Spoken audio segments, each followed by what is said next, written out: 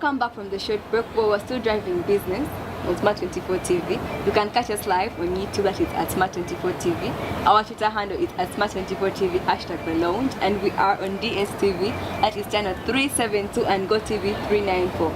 So you guys, as we had all discussed and everything, want to sum up. Final verdict from we are all and tell us which one would be the best startup way for a person having a business. To me, I would opt for starting from scratch and maybe inheritance if you're good at the business. Yes, baby girl. Start from scratch. Do your own thing, own it. You'll be so proud.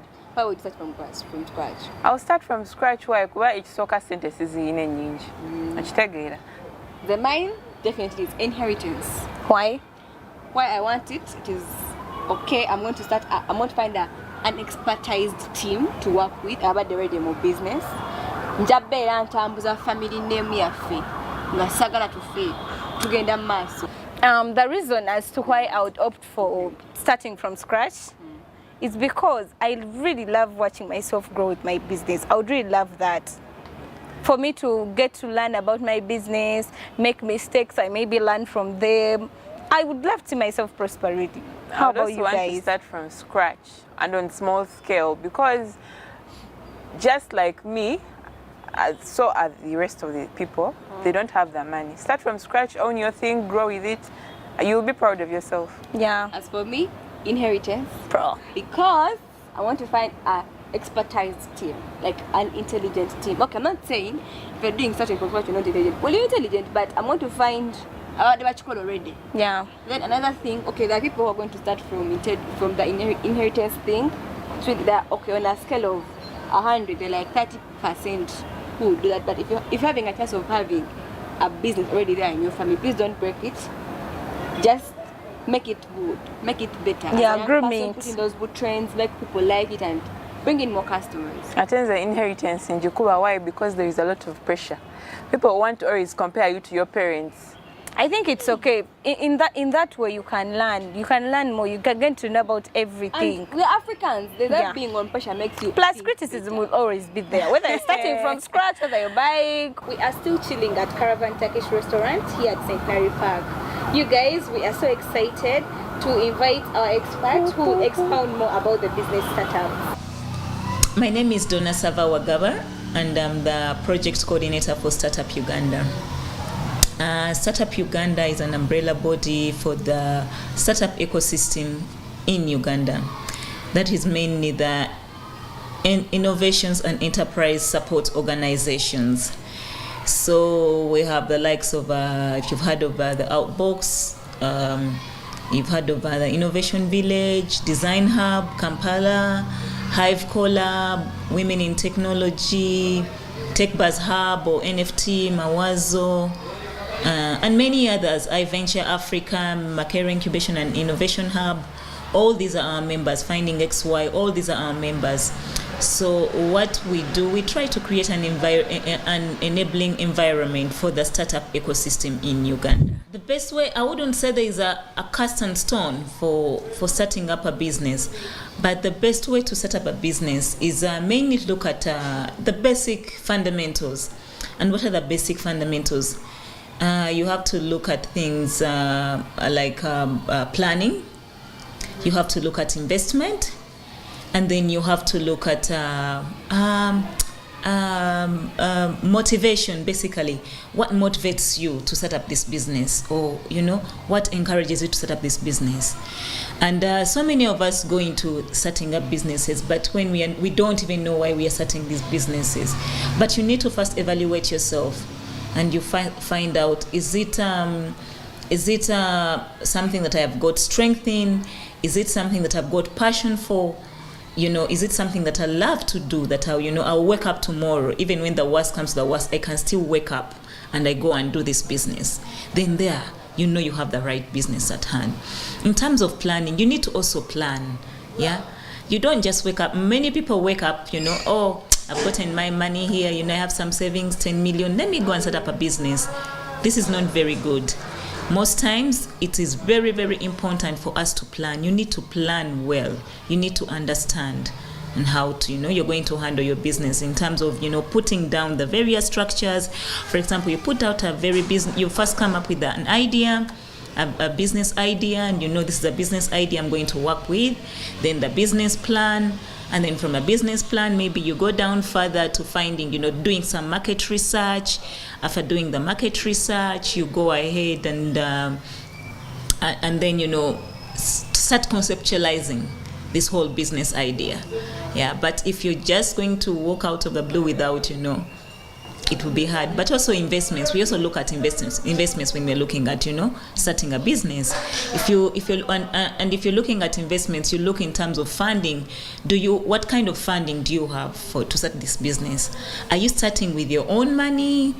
That is mainly bootstrapping, or are you looking for venture capitalists to invest in you, in your idea, or are you looking for equity from the bank? Yeah, so those are some of the ways in which, or factors or fundamentals you should consider when starting a business. Yeah. Find that much as the youth are setting up all these businesses, some of them are already trying to find a number of challenges as they start up. And as they start up, some of them are getting into already existing businesses, which are family owned. Others are getting into brand new businesses. Others are actually, buying already existing businesses. So, as a youth, depending on your size or your funding capacity, it may come from as low as even just 500,000 upwards. But most of the major challenges, and I know most people will always think of financing, but financing is always not the biggest challenge. There are so many challenges that come with trying to inherit or trying to buy these businesses. And the number one problem I would say is mainly costing for these businesses. So you're a youth out there, you find this very brilliant business, you think it's going to work for you because you have an idea on it, but you have not gone ahead to explore the challenges that have been happening in that business. You do not know the dynamics of that business very well. So the moment you go in, most likely you're going to face a lot of challenges, because there'll be costs of indirect costs that they're not telling you about. There are direct costs, like for example, operational costs, where you have your salaries, or you have to pay wages for your employees. You have to buy the running costs. But then there are indirect costs, the indirect costs that no one is telling you about, and you have to pay those costs. For example, if you talk about things like paying statutory deductions, like URA, you have to pay URA, you have to pay KCCA. All these, and if you're a youth who has not been prepared for all this, you'll definitely be in trouble. You'll be in trouble. So you need to look at you need to dig further. You need to dig further to understand the business you're going into, and also to try and assess and see if it's a worthwhile business. Then also another challenge is branding. So for an already existing business, it already has its own brand and reputation. So for you, if you're a youth and you're coming in today, you've seen this business and you think it's promising, or you remember it has a brand already. So it is going to, if you need to change it in a different direction, it is going to be a real hassle for you to change this brand to a new brand. It will require a lot in terms of both funding, but also the mindset, because you have already existing people in that business who already have a different mindset about this brand or the business. So it will require a lot. But also finally the culture that you've already found in the business. Their employees or their employees or their staff in various businesses who do not easily adopt. Yeah. So you come in, you bought this new business and you come in as a new owner. And of course, because it's an already existing business, you come and you find already existing employees. Everybody's already existing. So you don't want to change everything, to do a whole 360. but you want to build on to what is already existing. However, these people have a way they've been doing their things. They have their own culture. They've been doing their things. So you will receive a lot of resistance from these people trying to change their mindset, to bring it to your vision, because you definitely are going to come in with a different vision when you're coming into this business.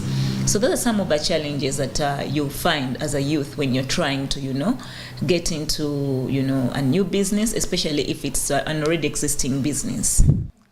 Yeah, usually when you're buying a business, it's very, very important to look at the legal, to involve the legal side of a business, especially because when you're buying a business, you yourself, you don't know, you're an external partner. You're from the outside, you don't know what is already been inside there. So you need people to help you do due diligence, to find out exactly what inside, what has been happening inside. Why has the business failed? Why is this person trying to sell off that business? Yeah, you as a youth, you need to, get some of the pro bono lawyers, yeah, and they come in and help you to just assess, just to try and assess and analyze this business. Why is it being sold? Why are they, why is this person, not continuing with their vision? Yeah, and why at this point in time?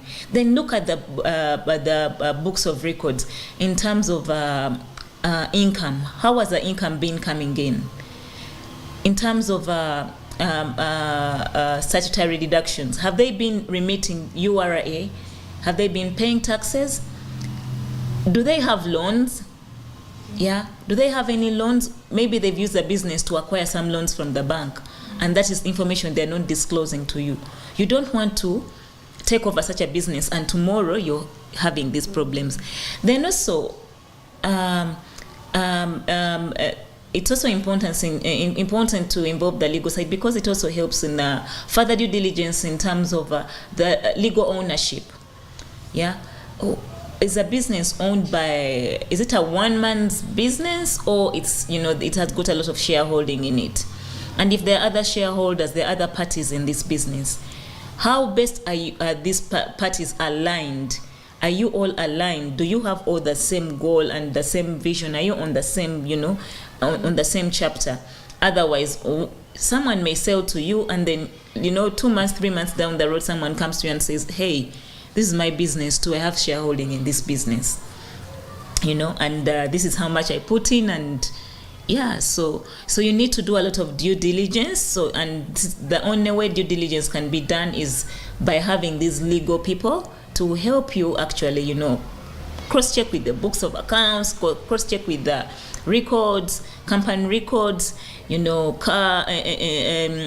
also check with the company ability to pay, and the prosperity of the company. But also there are other things like that, usually terms and conditions, whereby you involve the legal aspect because of the terms and conditions. And this mainly come in with things like, if you're buying like a bigger company, some of these bigger companies have proper structures, and they have things like intellectual property rights. Yeah. So if I invented this microphone, and I'm just giving an example, and I invented this microphone, and there's this particular, the turn, and maybe that particular turn, I have the secret to it, and how it turns, and makes a microphone, produce better audio output. I may not be willing to sell it to you, or to give you my, to sell to you my intellectual properties, the property rights. I may not be able to give them to you. So you need a legal person to come in and tell you, okay, and advise you wisely. You're buying this business, but however, this business has been thriving because of ABCD. It could be that small bit on the mic that it has been thriving.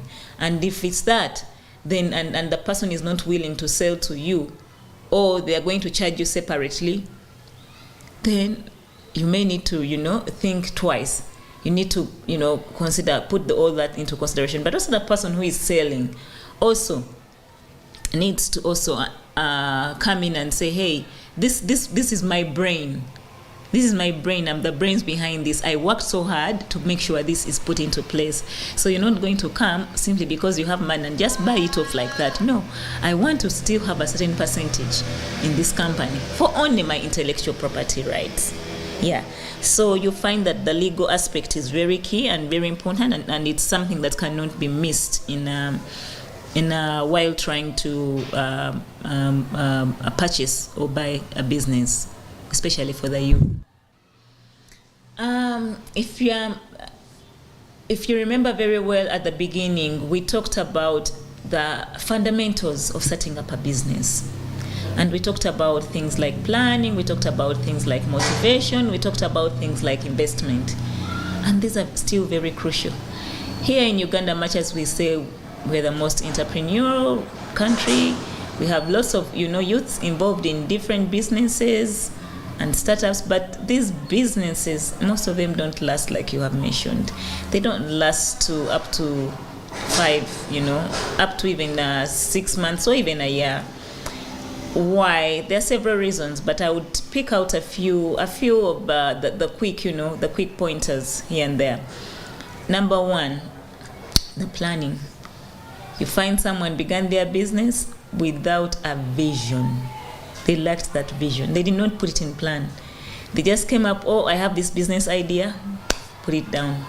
And that is it. They began working. Yeah? You did not take your time to go and research about this business idea. Is it a business idea that is going to work? Is it feasible? A lot of time when we are trying to start up businesses, we encourage people to spend a lot of their time under research, doing research. Why? Because research will help you to overcome a number of these problems. For example, if it's an issue of a market, through research, you're able to understand whether the market is available or not, whether you can be able to expound further or not. If it's an issue of competition, already existing brands in the market, still through research, you're able to do that. You're able to know. If it's an issue of something that is, not unique, or a brand that is not selling something new, yeah, you're able to understand all this through market research, through the research, or through, during ideation, a lot of time we forget to plan, and that is where our problems start from. As youth, it is very, very important you plan, because once you don't plan, definitely the business is going to fail somewhere, somehow. Besides planning, you need to be motivated. You need to be in the right direction. You need to have the right skills. I'm going into this business. Do I have an idea on it? Am I motivated?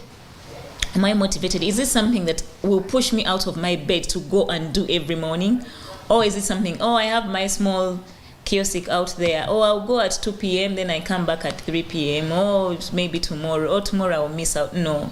You need to have that business idea that you love. It's going to push you out of your bed every other day. You're going to breathe and think this business every other single day. Yeah, so we often fail as youth. We often fail to prosper or to move on with our businesses simply because we forget the fundamentals. Don't just jump into a business because everybody else is doing that business. No. First, search within yourself, do I love what I'm going to be doing? Is it something that is worth fighting for? Even when recently we had COVID-19 and so many businesses went down, yeah? But for those that people had passion for or that were persistent, they did not go down. They found ways of how to survive. And that is what they call resilience. So, you have to find that resilience in you. How did you pick up? How did you, come back from that offset? Yeah, so it's very important, but also in terms of investment or funding, you find that most of the businesses are lacking funding. But you see, in order for you to have very good funding, be it bootstrapping is where you have money of yourself. your savings, and then put into your business. So be it bootstrapping, be it a venture capitalist coming to invest in you, or you're getting a loan from the bank, equity, or you're getting angel investors to invest in you. You need to have some sort of funding, proper funding, because when you set up a business, there are things that are not going to be very easy from the word go, and you need to plan for them. Yeah, things like the wages for the employees, the operational costs, the running the business every day. You need to pay for all that. So if you have begun without that prior funding, that preparation of the funding, planning for investment of then you're bound to go down. Yes. Well, I would say a business plan, first of all, that is the whole concept of the business. So if you're going to sell to me, if I'm going to come to you and I would like to buy a business from you, and you're not willing to disclose some of this information, especially the ideas of the business planning, concepts of business planning, market research, business model, then it doesn't work out for me, because how then am I able to improve on the business model you have been using? Yeah. How then am I able to know that this business idea was meant to achieve this, and it has been able to achieve it, or it is not moving in the right direction? So it's very important to have access to that business plan when you're acquiring a business. However, there are people who opt not to give them, which is not a problem. However, but it is very, very important you as the buyer, you request for that business plan, because it will help you to know the vision of this business. Is it something that's going to be feasible? Is it going to work out? Is it you even look at the pros and cons. What has been failing in this business? This was the business plan, and what has been failing? Yeah, and if it has been making profits and has been working very well, yes, this is the business plan, and it has been working towards its goals, or we managed to tweak this along the way. Inherited businesses are very good, and I usually call them family businesses. I prefer to call them family businesses because majority of the inherited businesses are usually family businesses. These are very, very good, but it depends on the way you have trained your children, or you have trained the successors of these businesses to handle them. If you have not involved them in the businesses, I don't think you get the same level of success that you have been getting.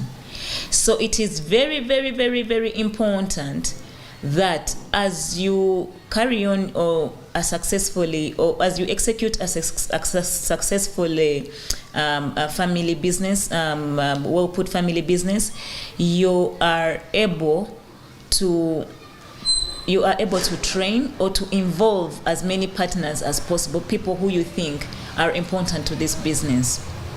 And you can involve them in different ways. You can involve them by sending them for training in school, but also as they come back from school, involve them in the day-to-day running of the business. Let them understand the dynamics of the business. Let them understand it is not a giveaway. It is actually a proper business. Let them understand the dynamics of running a proper business, and understand that it is not something that is going to just feed me or put food to my table every now and then as I wish. No. Understand it's a business. I'm liable to this business. I get paid as well. I have to get paid a salary from this business, and therefore I have to put in the effort it requires as an employee of this business. So it is very, very important you involve the various stakeholders in this business, especially the youth. The youth, because they're our future tomorrow, and they're still growing.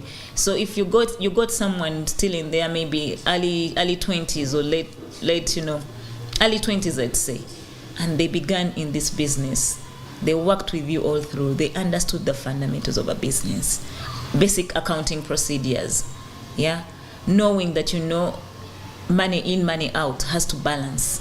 Yeah, not just picking money out of the business. No, understanding that the business has got regulations. It is not my, just because my father owns it, I am able to, come in here and command or, ask or do whatever I want to do. No. Yes, if they understand the fundamentals of a business, then you can have a successful business. So it's very key. Involve the youth in these businesses, train them so they can get the basic economic sense of how to run a business, and of course show them the different avenues or opportunities around running the business, so they can be able to grow this business.